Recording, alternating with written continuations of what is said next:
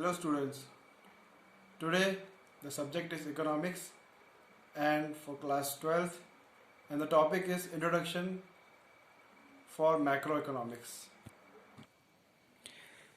The subject matter of economics falls in two main branches, namely microeconomics and macroeconomics.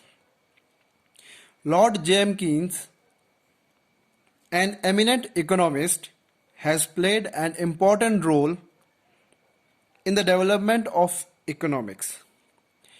He is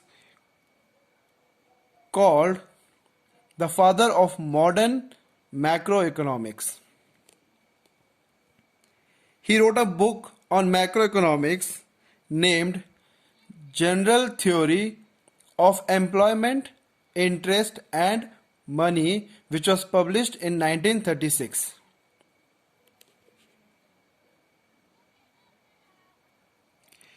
Under macroeconomics, we try to understand how the level of income and employment is determined and how unemployment can be removed. So, in real terms, macroeconomics deals with the economy in its totality. Alternatively,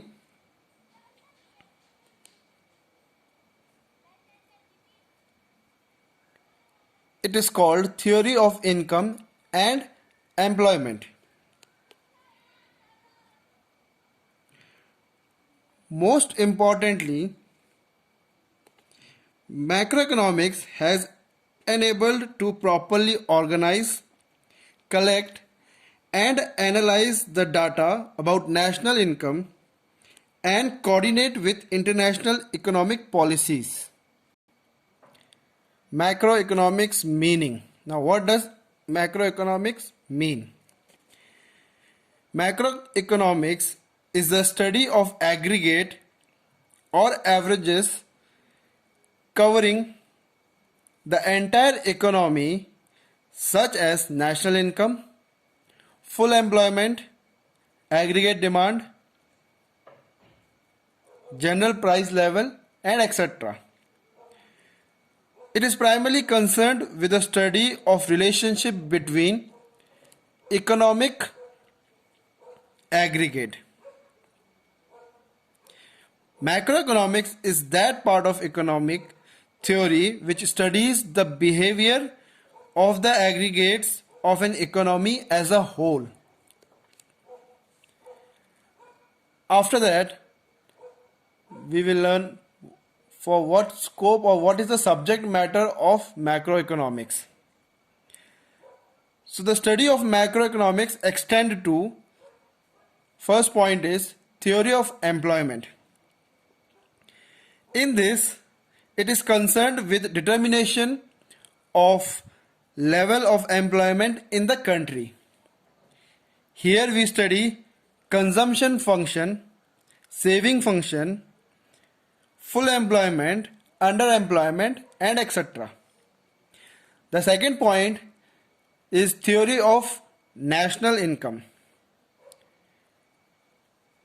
It studies generation of national income by product method, income method and expenditure method. So these are the three methods by which national income is generated. Third is theory of general price level. So problems regarding inflation, excess demand, deflation, deficient demand, inflationary or deflationary gaps are studied with the help of macroeconomic variables. Next point is theory of money. Macroeconomics explains functions of money, component of money supply. Banking also plays an important role in understanding various aspects of macroeconomic problems like inflation and deflation, etc.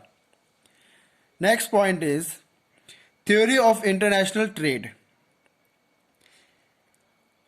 In this, it studies economic transactions between two or more countries.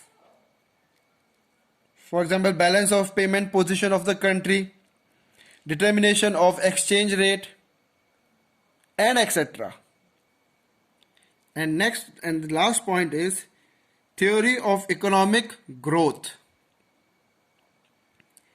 In this, it studies fuller utilization of resources and their growth to achieve the objective of economic growth ultimately. Now these points were the scope, or we can say subject matter of economics. Now we will learn what is the importance of macroeconomics, or we can say where it is important. First point is macroeconomics provides measures to understand the calculation of national income of the country. Or we can say that it helps us to understand if there were leakages and injection to the circular flow of income. The circular flow of the income we will study in the next chapter.